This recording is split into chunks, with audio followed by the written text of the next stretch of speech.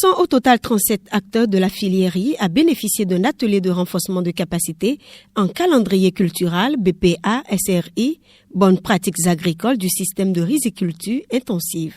Notre attente par rapport à cette formation, c'est de renforcer les capacités des techniciens et des relais paysans qui sont identifiés pour servir de pères éducateurs en quelque sorte au profit des autres producteurs qui sont dans les villages rizicoles.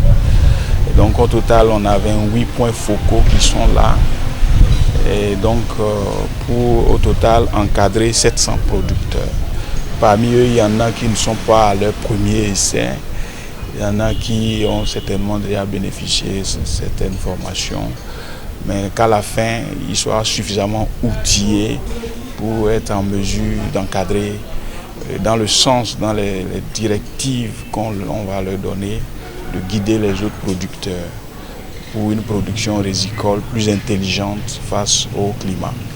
Organisé par le CCRB, le Conseil de concertation des riziculteurs du Bénin, les 25 et 26 mai 2021, à l'hôtel Djeko de Dassazoumen, cet atelier vient aguerrir les riziculteurs dans le suivi de leurs pairs pour l'application des innovations résilientes aux effets des changements climatiques.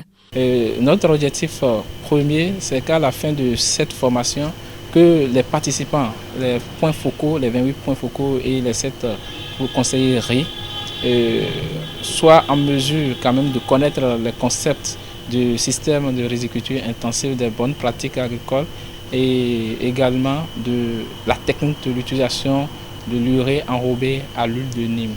Il faut dire que le SRI, c'est un système de riziculture intensive qui est une pratique agroécologique qui permet aux producteurs de limiter, d'utiliser moins de semences, d'utiliser moins d'eau et d'utiliser même moins d'engrais chimiques tout en renforçant leur rendement.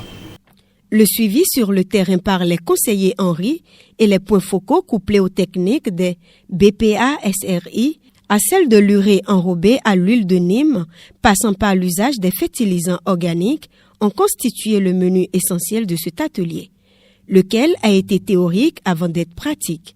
Au niveau de la pratique des producteurs, il faut qu'ils intègrent petit à petit les pratiques agroécologiques pendant le processus de production. Et c'est d'ailleurs pour ça que le CCRB s'attelle et désormais, avec toutes les notions qu'ils ont ici aujourd'hui, il doit pouvoir intégrer les pratiques agroécologiques pour une production dans le temps et non dans l'espace. Vous savez, habituellement, les gens, pour produire le riz, emblavent beaucoup de superficie. Et du coup, ils sont frappés par les changements, les effets des variabilités climatiques et ont des rendements faibles.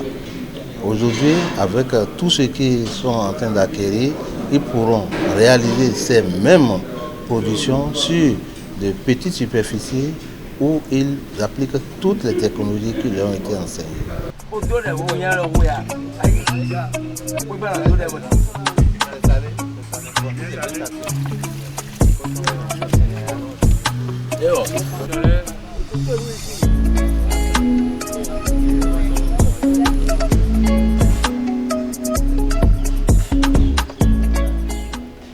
Ici, c'est l'œuvre.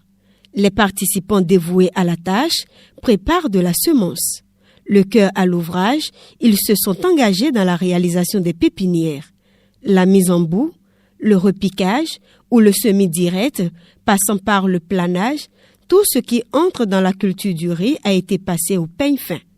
Une activité qui a pris fin sous une note de satisfaction.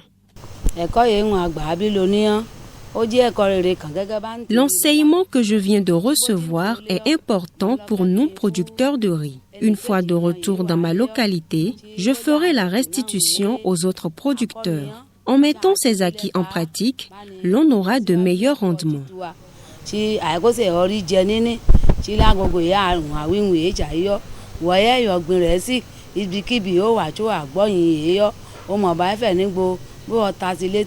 À toi qui cultives le riz, n'importe où que tu sois, sache que la technique des BPA SRI te donnera une croissance dans ta production, car la saison dans laquelle nous sommes est compliquée et l'eau de pluie se fait rare.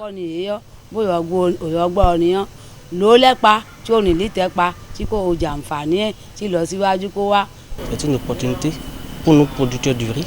On a suivi un atelier de formation sur les innovations, les itinéraires techniques que nous pouvons mettre en pratique désormais face au changement climatique. La commune de Glazoué fait partie du Bénin et nous subissons aussi les affres du changement climatique. Mais avec cette formation que nous avons reçue aujourd'hui, si nous mettons en pratique les techniques qu'on nous a apprises ici aujourd'hui, nous allons voir le changement que cela va induire dans le quotidien, dans la vie de tout à chacun de nous, dans de brèves conditions.